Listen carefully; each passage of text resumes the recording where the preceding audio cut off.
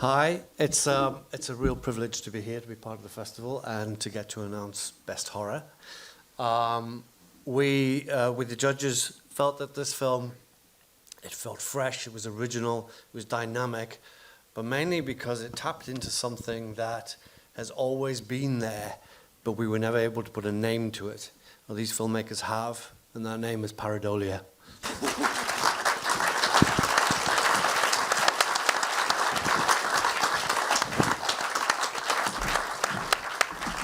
Thank you very much. Thank you. I love dog soldiers, by the way. Love dog soldiers. After you, producer. Thank you. I'm producer and casting director on Pareidolia, and this is Aaron Truss, the director. There's two mics. We can do a duet. So pleased that you enjoyed it. Thank you, thank you, thank you. Thank you, Liz. Wonderful festival.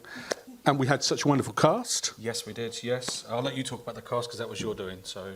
Diane Franklin from the Amityville Horror, Graham Cole from The Bill, Carolyn Pickles from Broadchurch, Sandy Johnson, the original Judith Myers from the original Halloween, and Dawn Perlman from The Omen. Joe Akers. And Joe Akers, newcomer Joe Akers, who was fantastic, who was John T, the mortician. Yeah.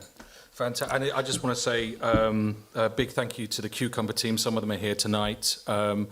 You guys were absolutely incredible. I think my dad is watching from home. I just want to say, my dad wrote Pareidolia, and I absolutely love you. I'm so proud of you. Without you, we wouldn't have this. So thanks, Dad. And also, thank you to the team at Soho Lift. And Liz and I are no strangers because we were linked with the Rob Knox story. And again, if it wasn't for this festival, we wouldn't be on ITV right now. So thank you so much for everything. And thank you so much as well. Thank you. Now, here we have Aaron and Stuart, and who won the category for the best horror film.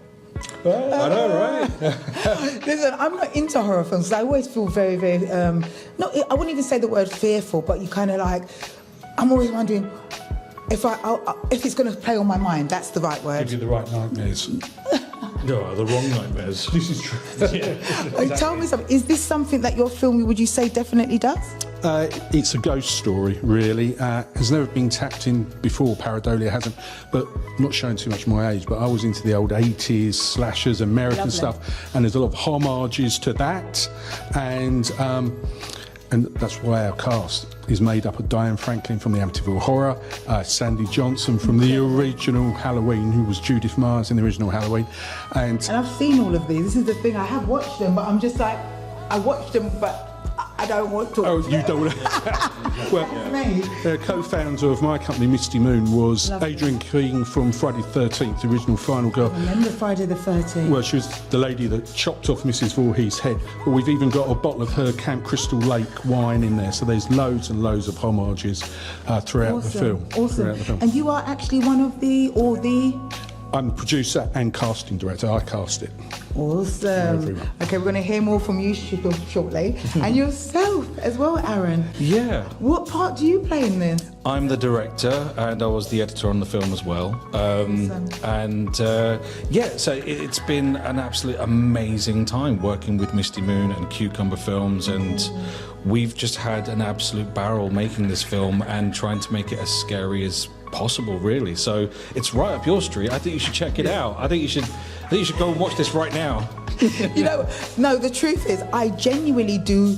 I don't know how I always end up watching, but it's probably because my partner likes watching horror, so I end up kind of watching like a roller coaster, though. Yeah. It's the scares that are coming. Once you've seen enough horror films, you sort of work out the template for it, and that's when it's like, when horror movies suspend that and they're able to sort of take you by surprise. That's what we try to do with our film. And if we weren't really scared, I mean, I'd be sending Stuart rushes and sequences and edits, and then if it was like, oh, bloody brilliant, and then I didn't sleep last night and all this stuff, I'm going, okay, we're on the right track. So if Stuart wasn't really scared, then I was like, okay, because Stuart's seen it all. Stuart's seen every horror movie under the sun. So if you're not impressing Stuart, you're not doing a good job. Wow. It was also filmed in my cottage, which is haunted as well. So all of the soundscape, where you hear the creaking going up the stairs and all that, that is real. My wife and I hear that every night. It's like a 500-year-old cottage. So we were worrying that we may be bringing things out as well. But you just walk in there. I think that's the star of it, really. Would you say you're tuned in to the Well, they're very nice. Let's put it that way. The ghost there, you know, I've come down to put the cat out in the garden supernatural, yeah. in the middle of the night, and I've heard giggling downstairs as I'm coming down the stairs, and directly I stop. Get to the bottom of the stairs, it stops, and so it's weird, but not a horrible feeling. Yeah, not a horrible yeah. feeling. And honestly, just how you're living these days, where obviously this is part of your life, clearly. Yeah.